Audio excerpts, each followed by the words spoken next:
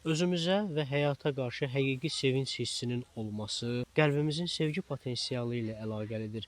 Sevgi potensialı isə alt beyin ilə əlaqəlidir.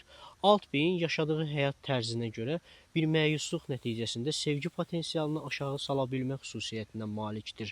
Bunun üçün isə alt beyin üzərində işlər görülməlidir ki, sevgi potensialı tamamən açılsın.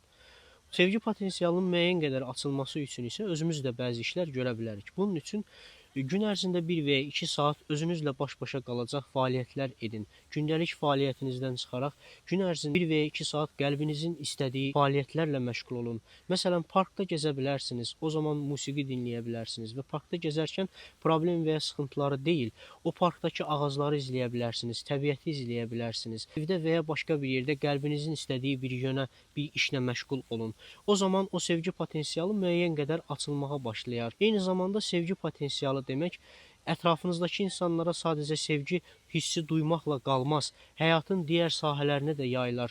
Əlbəttə qazanca yayılar, bolluq və bərəkətə yayılar, həyata baxış tərzinizə yayılar və eyni zamanda sizin yüksəldiyi üçün istəklərinizin əldə etməyinizdə asanlıq gətirə bilər.